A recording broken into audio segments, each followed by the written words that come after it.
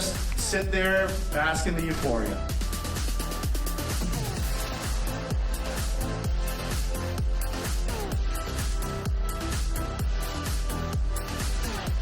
Thank you so much, Canadian Film Festival!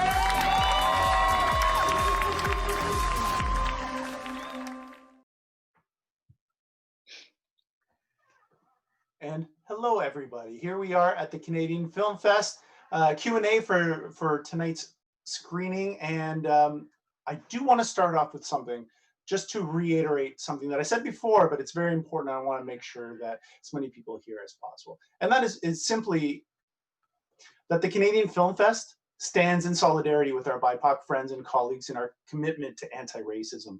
We promise to continue to do our part to ensure we lift up BIPOC voices, both within our organization and in the stories that we spotlight. Because we believe that Canada doesn't have one voice, we have many voices. We want to hear them all, and we want to continue to offer our platform up to all Canadians to tell important stories. So we're taking time this week and after the festival to reflect and discuss what more we can do, because we can and we will, because we want to. You have my word on that, okay? And now to some housekeeping, as in awards, right, Ashley? Yes. Hi, everyone. My name is Ashley Rains, and I am co-programmer for the Canadian Film Fest. Thank you to everyone for tuning in to our final screening this evening and to the awards ceremony. We had a slight technical issue tonight. There was no sound. So Bern and I would like to take a little bit of time at the top of the Q&A to acknowledge our award recipients and make some announcements for you. Yes. So we are going to start with the Special Jury Awards, and we'd like to thank our jurors, Shane Belcourt, Paige Murray, and Tommy Amber Peary, for watching all of the films, for your spirited debates, and the difficult process it was in narrowing down the award recipients. So without further ado, we will start with Best Breakout Performance. This prize is awarded to two phenomenal actors, Maya Harmon from Chubby and Eponine Lee from Queen of the Morning Calm. Congratulations. Congratulations, both of you. And the next award given out was for editing to the fine folks at Nail in the Coffin. They had an incredible task ahead of them, and the jury wanted to recognize that. Cinematography is another award that the jurors wanted to acknowledge. And so the jury award for cinematography goes to François Messier-Réau for Heartbomb. And one that I'm actually really excited about, Best Music. This is something that, again, the jury decided had to be acknowledged. Best Music goes to Alex Bird for Because One Day. Congratulations. And the final jury award goes to Best New Voice, and that is awarded to Issa Ben for Shoegazer. Very well deserved, an incredible movie. Then to our set in stone awards that we give out every year, the first one being the Retake Furniture Rentals Best Set Design Award, and that goes to The Bear and the Beekeeper. Congratulations. The William F. White Real Canadian Indie Award goes to a film that shows the true indie spirit in filmmaking, and that is awarded to Queen of the Morning Calm. Congratulations on that one. And DGC Ontario's Best Director Award, big one. This is a big one. This goes to Gloria Kim for Queen of the Morning Calm. Congratulations, Gloria. Now for our last two awards, big ones. We are going to start with Best Short, and that is awarded to Liminal. Ooh. Yay. Liminal wins Best Short at the CFF 2020. Congratulations. What a phenomenal movie. And Best Feature, the big one of the year. Best Feature goes to the incredibly funny doc Shoot to Marry, Steve Markle. So congratulations to all the filmmakers that got an award, and all the filmmakers that were in the CFF this year. Everyone deserves every bit of of happiness and that they can get. We are so honored to have all of these fine films in our lineup this year. And tomorrow, for anyone who didn't see the best short or best feature, so Liminal and Queen of the Morning Calm, you can catch an encore screening tomorrow at what time, Bryn? 7 o'clock on Super Channel. Both of those movies will be playing again. Amazing. Thank Yes. you everyone for watching. We'll be right back with our filmmakers from this evening's screening for a Q&A, including Best Feature winner. That's true. That's true. So hang out. We're going to be back in just a few seconds.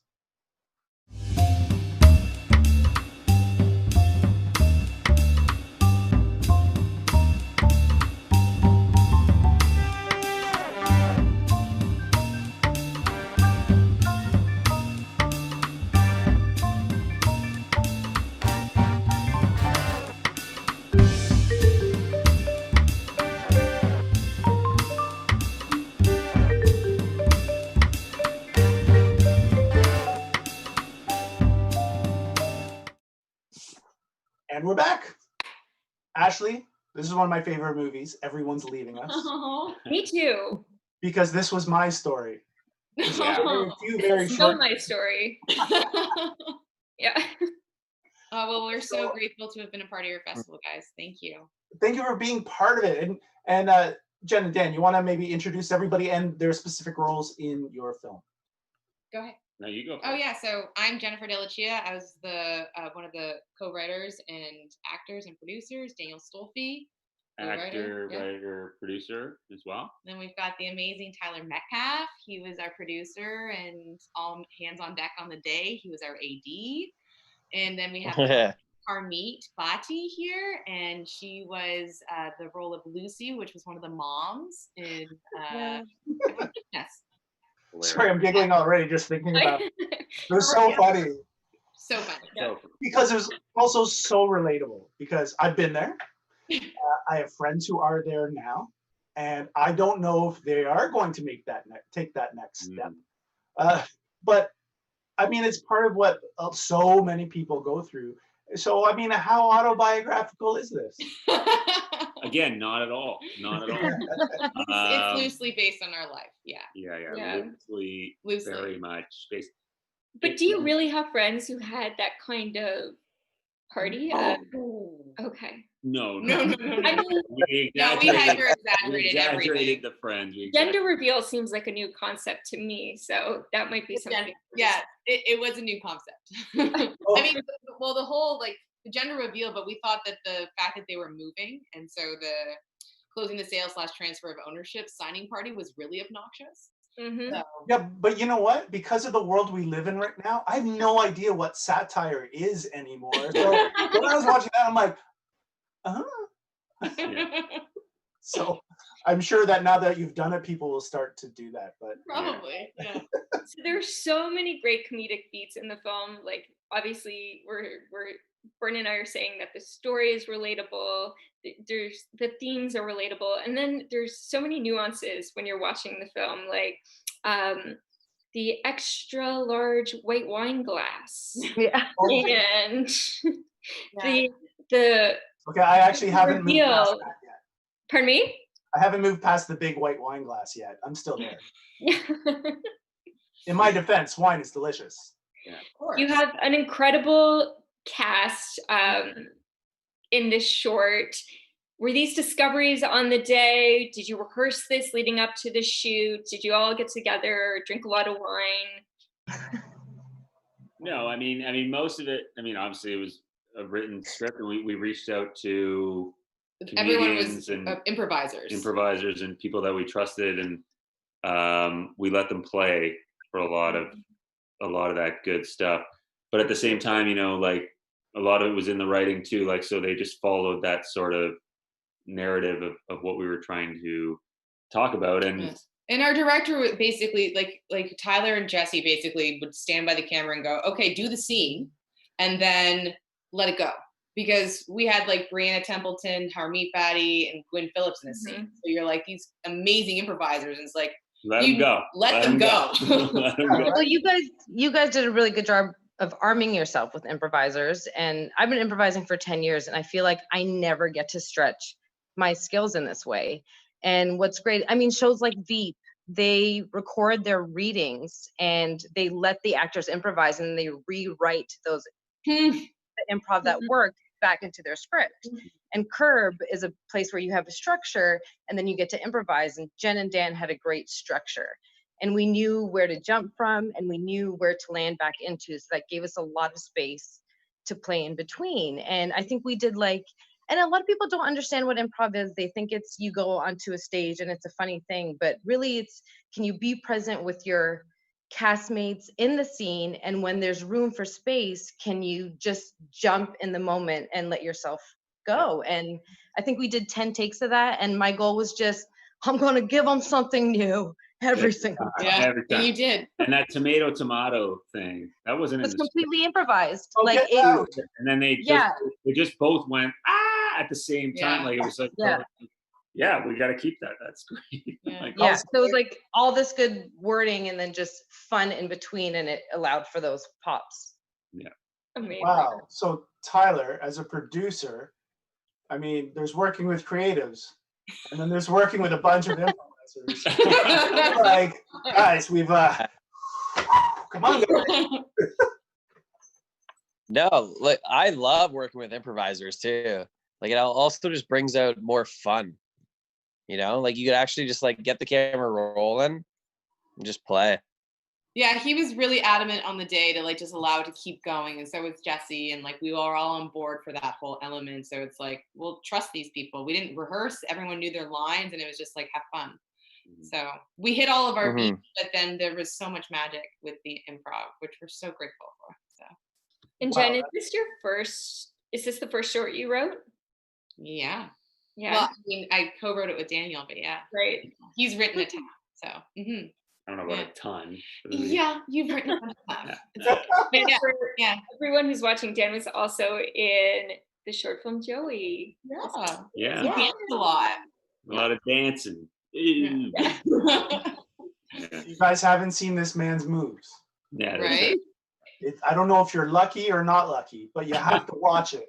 Watch the short film Joey. Yeah, it's a Yes. good one. Yes. He's It's a also difficult very watch. good at reviewing his own films too. Oh, I'm glad you caught that. Thank you. I didn't review everyone's leaving us, but I should have. That's okay. Tomorrow. Yeah, you can review it I'll tomorrow. review it tomorrow. Yeah. Now that everybody's seen it. It's really important that we elevate critical Awareness. voices in Canadian arts. So Totally. That's why I'm here. One of the best in the world. Guys, thank you so much for being Thank you part so of it. much for having us. This is I've said this a bunch, but it's just one of my favorite screenings because I know as Canadians, we're good at making people laugh. And when we set out to do it, it gets done like tonight. So your film was part of a trifecta of comedy that I felt so lucky and honored to put as our closing night movies. So thank you. Oh, that feels so good. Thank you. Mhm. Thank you, So everyone. much fun again. I was laughing out loud again. So, cool. All right, so everybody out there, stick around. We're going to be right back, and then we're going to talk to the fine people from Tips. Okay, so to the Everyone's Leaving Us crowd, thank you so much, guys. Thank you. you. so much. Thank you. Thanks, guys.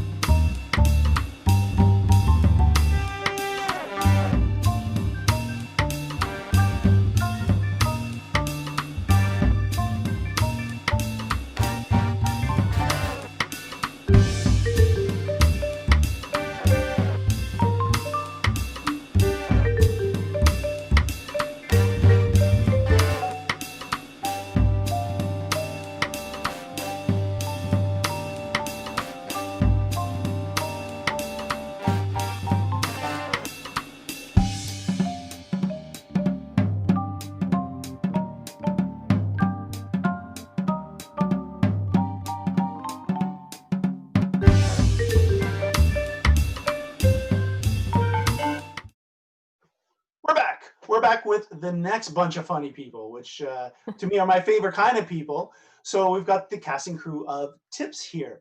Mercedes, Hi. welcome. You want to maybe introduce your cast and crew here? Yes, we have, well, I'm Mercedes Papalia, I'm the director. We have Leah Doze, our writer and producer, and Elise Bauman, our other producer. Welcome. And Leia's also the star of it as well. And of course, Yes. minor The star. detail. Star writer, co-producer.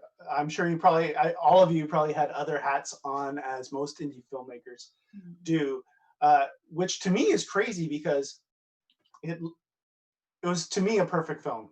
It was so funny. Comedy's really freaking hard, but Leia killed it. It did so much. Leia, you're like, to me, I've been gushing about you for the last few weeks now because of tips. I want to see more. Months, actually months. Okay. Yeah. I like to laugh. So so when it comes to making a good comedy, how do you guys make sure, this sounds simple, but I know it's not, how do you make sure the comedy lands while at the same time keeping those characters real people? Mercedes, Wow. you wanna Well, I think it initially starts with the writing. That's, you know, and Leia's naturally, as you can tell by her acting, is naturally a hilarious person. But the writing, like right from the get, was just hilarious. So, you know, we start there, and of course we started with a really good base. Then we have, for this film, the importance of timing, which came a lot with, because it was a one-night shoot, it came a lot with like rehearsals and working with the actors for a long period of time beforehand. So we were able to like drill the lines, get them down, and just like really get to the next level of it, get to the depth of it. So we weren't worrying about lines, we weren't worrying about, you know, other stuff. We could just get to the point where we were playing, we were on set. So I think that really helped. And then of course, editing. it's really all the things, and just being present and allowing the story to reveal itself to us in every stage, I think. What do you guys think about that? Yeah, no, totally. Editing, I mean, we'll start gushing about our editor, Sabrina, starting at this very moment, because we can't say enough about how she really was the third, how we tell this story, the third stage. And towards the end of editing, certainly throughout, but especially towards the end, it was like, kill your darlings and just tighten up, and like, what little bits can you get rid of that you just couldn't have imagined you would get rid of before, but you do it and you're like, oh my God, this just takes us along. It just transforms the moment. And that happens so many times in huge ways, and then really, really small ways throughout the whole editing process. That's really cool that you say that, because I used to be an editor before I stopped like last year, but I've worked with people that were so attached to funny things that happened on set that they wouldn't let it go, in spite of it breaking all the rules they set up in Act 1, it not actually even being that funny. But he's like, everybody was laughing on set. And if you can't kill some babies at the end for the sake of the final product, then what are you doing there? And I'm glad you brought that up, Leia, because that's a great lesson and a piece of knowledge for emerging filmmakers to know, right? So how do you get there where you're able to kill those babies, where you're able to say, okay, I loved it, but it's not good for the bigger picture? Is somebody like, do you have like a third, fourth, fifth set of eyes on it, or is that all you guys? Well, it's the three of us and Sabrina, our editor. Most of the time, the three of us were pretty aligned, and if we weren't, we would quickly be able to get aligned. I think really we were all looking for like the truest thing, you know, like we were all going for the truest version of whatever it was, because to us that's always the funniest thing.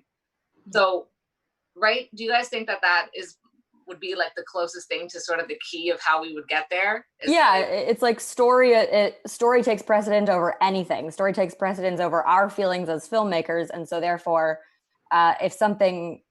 if it works better with something that we created taken out of the equation, then that's the most important thing. And so we cut down probably 30 to 40% of what we actually shot. Maybe that's a larger percentage, but probably 30% of what we actually shot, we got rid of, and then cut down big sections of dialogue, and would like go in nitpicky with our editor, Sabrina Butterman, who's amazing. And we would find like little moments that had nothing, that weren't in chronological order, and like suture them in to a spot that we're like, that's so funny. So we kind of like created magic that way. It's great. And then, so you did all of the prep work together as a team, but then you only had one night to shoot. So Oh, what we are did the, one night. one night? Oh, I didn't know that. Wow. Yeah. So what are the challenges to you as filmmakers? And also the second part of that question is, you all have careers outside of your roles on this film. So Mercedes, this is your first directing job, correct? Yeah. So how do you negotiate that and then having a real timeline on your shoot? Well, the most difficult thing about the timeline was the obvious thing, which is Racing Against the Sun coming up. Mm-hmm. You know, and I think, again, like having such a professional team, but also staying present and staying connected with each other and not allowing, like, there was really just no ego involved. I feel like, I think that's kind of the key to getting things done, is that like Elise said, the egos are put aside because the story is number one, and that everyone's working towards creating the best possible story. So I think that again, like, follows through with how I managed to do it all in one night. The biggest challenge would be how quickly we had to work and how quickly we had to get everything done. So you guys, I'll let you guys take over and talk a little bit about that. Well, also when we filmed outside and in September, so there was like really not a lot of nighttime before the sun came up. But also we were in a parking lot outside in Mississauga, and there was raccoons that were like ferociously going at it in the bushes. Yeah, And they're we'd have not to scared about stop every like 5 minutes. Like sound was like, how can we get them to stop copulate? Like there, it was hilarious. And then a garbage truck would come in and do a dump, and then this group of guys started doing donuts in the parking lot, and we were like, this is never ending. This is never ending. But I think having a sense of humor, like we all were just joking and laughing and having such a fun time that makes those things, you know, become less scary. Leia, go continue. Yeah, I mean, I'll maybe answer the sort of second half of that question around being emerging filmmakers. And I mean, I definitely feel like, yes, as challenging as it is, I feel like everybody in this festival would relate. There is something about creating your own playground that is different from being hired to do a gig. I'm an actress. I love acting. That's like my passion. And I've done it in the industry, but there is something about creating your own work and making up your own rules that regardless of the stress or the limitations, actually just feels like immense freedom. And I felt that on the night we shot. I felt that. I definitely felt also protected by this amazing team. Like Elise really took over producing that night because she wanted me to be able to be an actor and not have to worry about, okay, we should cut these shots, we need to pare it down to the essentials. Like she was just busying away, like making sure that we could maintain this playground to maximize this night. And so yeah, for all its challenges, it was immensely freeing. Wow, that's Sounds like a fantastic so set. cool. Because I really honestly love to laugh, and especially when I relate to something. Obviously, that's like with everybody, but as a person in the entertainment industry, I have done my huge share of bartending and waiting on tables. And the things you were saying to people, your character was saying, Leia, to those people, I'm like, yeah, you go, you do it, because I wasn't able to. And other people have already told me that same thing. So you're basically a superhero. I don't know how that happened, playing somebody who is not a superhero, but okay. But it's fun. I'd cast Leia in a superhero role any day. But the superhero theme actually has come up before. We talked about it when we were working on the poster. We talked about her being this sort of heroine, like this thing about being a superhero. It's not the first time that it's come up for me anyway, where I really do feel that way. Like I feel like her ability to actually say the things that people are not able to say makes her a superhero. That's the hard thing. That's the brave thing, right? And the character is a brave character. She's a ballsy character. Like it's, you know, on a deeper level, she really is a superhero. I think so. I'm gonna second that. Yes, definitely. So, thank you so much for making us laugh. Right? It's just the nicest gift. Thank you so much for being part of the CFF this year. I really hope you guys stick together and make some more movies, because we definitely would want to see them. So when, I don't know, start making a movie tomorrow, next week, because we would love to see it. So anyway, I'll say goodbye to you guys right now. We're going to say to the audience out there, hold on a sec. We're going to be right back with the feature filmmaker of our Shoot to Mary. I blanked on that. I should know that. I programmed it. But anyways, thank you guys so much, and we will see you soon. Thank you so much. Thank you. Bye, everyone.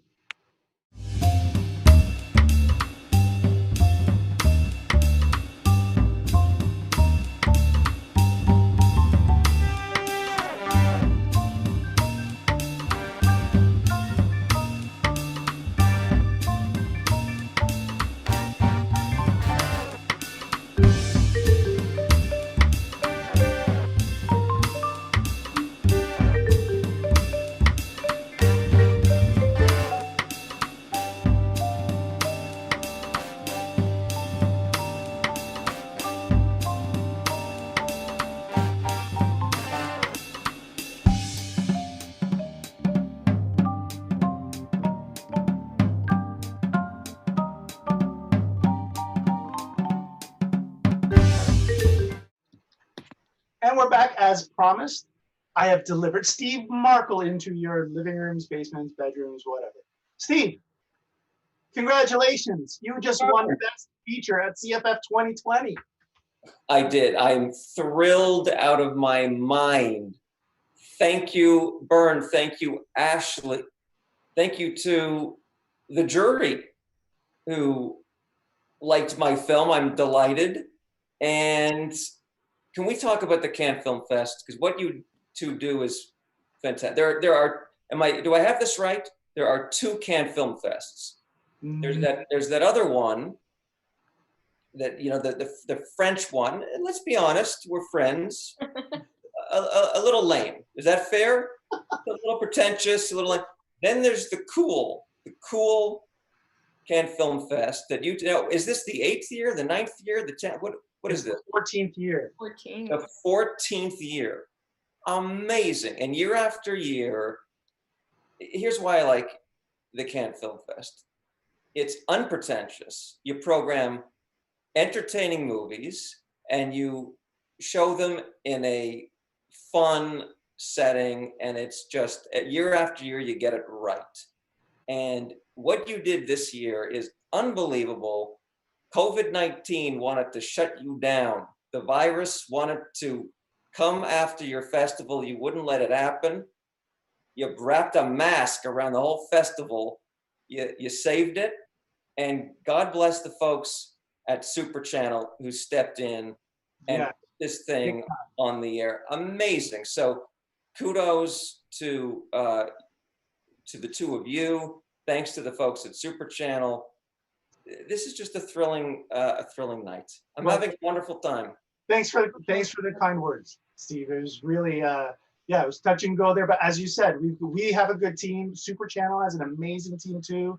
And I always love when I watch a movie and somebody pays for something and it's normal currency, it's our money, or it's Toronto playing Toronto, not pretending to be Chicago or New York, or it's Vancouver, or it is Montreal or Halifax or whatever. To me, that makes me relate to the story that much more, which is it's one reason I really love your quest for love, because I recognize so many settings. I've recognized so many situations that you were in, and the uncomfortableness of the first dates and getting to know somebody and everybody having their guards up all the time. I was watching You Be Me. I've been there so many times.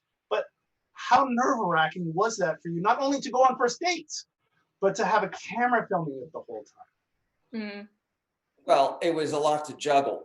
I was sort of looking for love and setting audio levels at the same time. I was like a one-person show. I would show up with my duffel bag of gear, and while I'm setting up my camera and maybe a light and a microphone, I'm trying to establish rapport and think of something to say. It was a lot, but it was helpful to me. I mean, first of all, let me say this: I did not think that I was actually going to meet someone this way. You know what? I'll tell you, this is not, I'm not even trying to take the piss or anything, but I thought that it was going to end up with you not finding anybody, but learning something about who you are, and that's healthy and that's good. But you did come out on top. Yes, And that's all I'll say. Well, it's up to you. No, but this is also what I thought the arc of the film was going to be. Going into it, I thought, okay, I knew I felt like shit at the start, coming out of the previous relationship. I thought, okay, I'm going to go out, meet some cool, interesting women, ask questions about relationships, about love, and yeah, piece myself back together. Maybe by the end of the film, I'll still be single. Really didn't even occur to me that I might actually meet someone.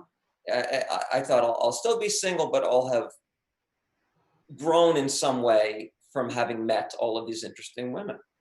And how long was, oh, sorry. Yeah, no, Go ahead. I'm waiting for you. Look at all this Canadianness happening over here. I love it. How long was your shooting process? I filmed for a year, filmed with about 50 women over the course of a year. 50? What's that? 50? Yeah, 50.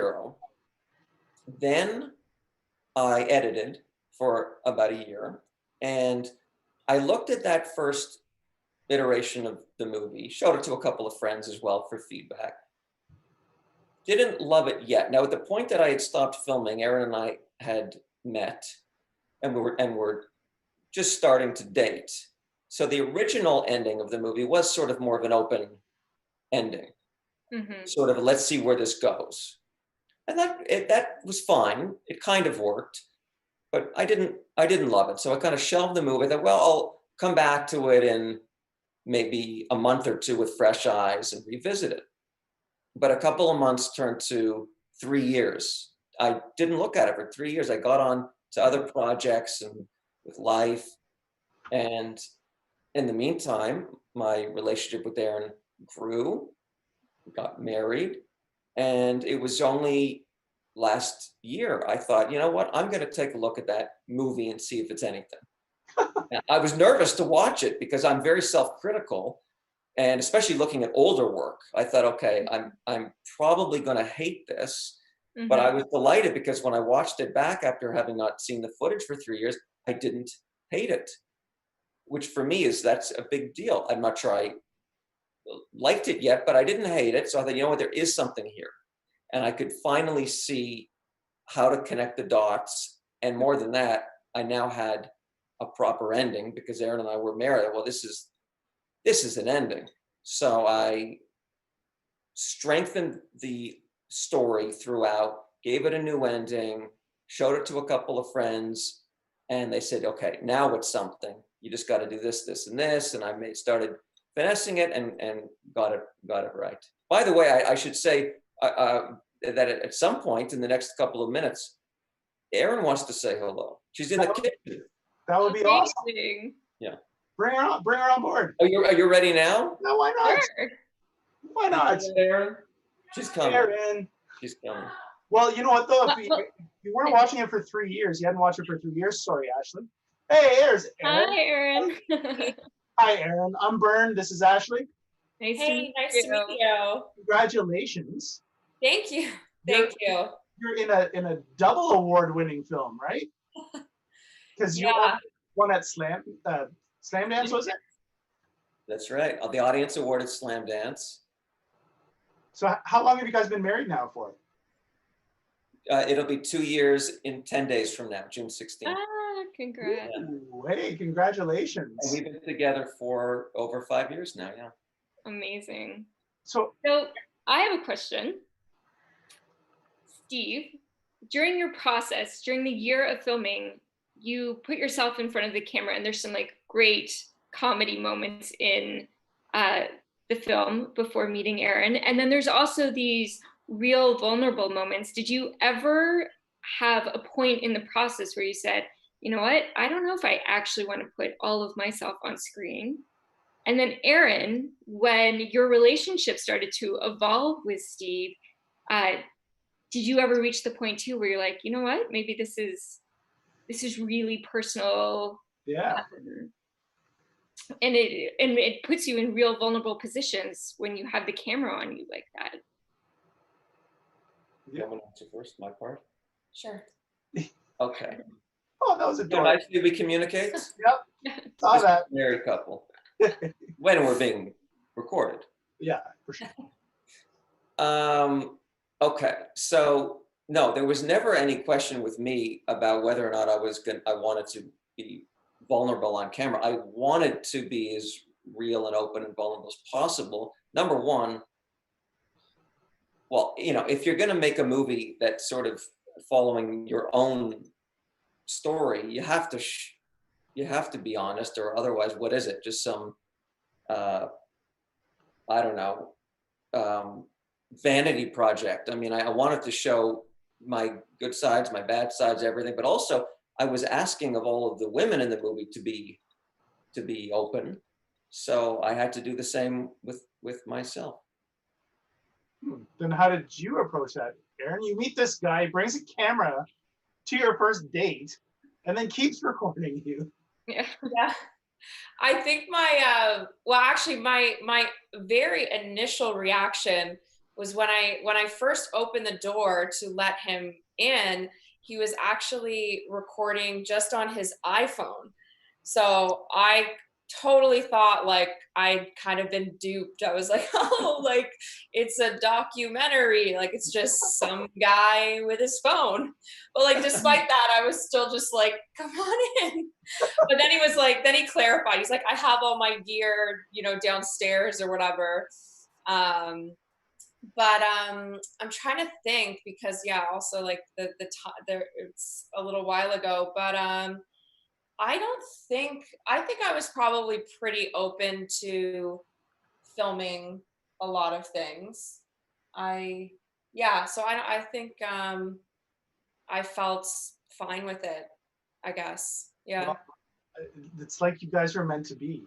You guys should get married or something. Good idea. That's wow. Phew, right, Steve? Yeah. Because I mean, bringing a camera to a first date to me is right. That's that first rule. You don't. Yeah, I guess it's kind of weird that I was just sort of like, whatever. But if you think about it, I mean, on the one hand, yes, it's strange showing up with the camera. I mean, of course, I did say I was coming with the camera. It wasn't a surprise. But if you think about it, it's a lovely and I think romantic way to get to know someone by sort of filming an interview or a conversation, because certainly more romantic, I think, than, you know, Tinder and that kind of thing, where you're just swiping through selfies. What do you know about somebody from looking at their selfies? Nothing. But when you sit down and film a deeper conversation and ask questions about life and love and death and everything, you can connect in a more profound way more quickly. It's a great way to get to know somebody. Yeah, because I guess right then you're not doing small talk, because I mean that's eating up film. I mean that's a metaphor, but Yeah. You need to really get to the heart of the person. It's true. Now, I do actually remember that the first time we did meet, the kinds of questions he was asking me were definitely questions that I feel like would normally come about later on, like on a, I don't know, you know, a fourth date or I don't know, 3 months in or something. But he was just like, you know, what do you value most in life and things like that. So we kind of just like jumped, you know, forward faster with the camera. That was, So- I don't know if I've ever told you this, but it was actually maybe the first moment or one of the first moments where I really connected with you and realized that I was into you. Was I asked you that question, what's important to you in Yeah, I life, or remember what's that. most important? And your answer was family. And I love that answer because family's very important to me. So yeah, I love that answer. Because when you asked her if you could mix your ashes together, I was like, oh, okay, well, who's next? But that's the other thing. Like, don't you think when you're meeting someone, you make a goofy joke or something that you think is funny? Don't you think humor is one of the best ways to figure out if you're on the same plane as somebody? Absolutely. Yes. Absolutely. Either you laugh at this joke, even if you think it's not stupid. Yeah. I can know who you are on Yeah. a level. I totally agree. Yes. I totally agree. Although now my wife just does this. So even my 5-year-old daughter does it. I don't like. It's crazy. It's just crazy. Okay, but I thank you so much for doing this, both of you, for having the nerve to put yourself out there. I'm so happy that you've had success in the past with the film and Best Feature at the CFF 2020. That's not too shabby. What an exciting day. And I thank you for this thrill. What a rush, what a high to get the award, to close your incredible festival. Thank you for 14 years in running an incredible festival and for bringing it to Super Channel this year. Just amazing. Yeah, it happened to work out for us, and I'm so glad because we have so many deserving movies like yours that deserve to be seen and deserve an audience. And this year we were across Canada, so it worked out really well for everybody. Yeah. Right? So thank you for that, guys. Thank you so much. Ashley, I think we just did our last Q&A. What? It's our last one. We did it. Been a journey. I'm so thankful that you guys were with us for our last Q&A. That's Yeah. such a great way to end off the whole shebang. I want to say to everybody who was watching, thank you. Thank you to all our sponsors, especially Super Channel, who definitely saved the day and supported us with this amazing platform, and to all our staff, to Nick, to Jen, to Liz, Caleb, Zach, Robin, Joy, Violet, my mom, so many others that I probably am forgetting, and I'll hear about it later. The CFF board. The CFF board, everybody. This was fun. This was fun. So thank you guys for being part of it this year. We hope to see more from you guys in the near future. And until then, we're gonna sign off, and it's been an absolute blast. And one more reminder that tomorrow at 7 p.m. you can catch Shoot to Marry again on Super Channel with also the best short, Liminal. Yeah, encore presentation on Super Channel at 7 Eastern time and 4 Pacific time. So check that out if you missed it today. Goodbye, everybody. Thank you so much. Everyone. So long. Thanks, Erin. Hello, my name is Wendy Potonsky, and I'm the managing partner and owner of Retake Furniture Rentals. Retake is once again a proud supporter of the Canadian Film Festival and is working to contribute to the Canadian film and TV industry by making it an easy and sustainable place to do business. Retake understands the importance of set design and the dynamic nature of the film and TV industry, which is why we created a company to specifically support Canadian filmmakers. Retake provides sustainable short and long-term furniture rental options to meet production schedules and product needs. Our in-house upholstery services can tailor our product to meet your set design requirements and match your color schemes. We use sustainable approaches to minimize product going to landfill when you no longer need the furniture on your set. Retake can also assist you in setting up your office with sustainable alternatives to keep your team working safely as we all head back to work during this unprecedented time. Our goal is to help you create memorable sets. Stay safe, everyone, and enjoy the films and shorts at this year's Canadian Film Festival.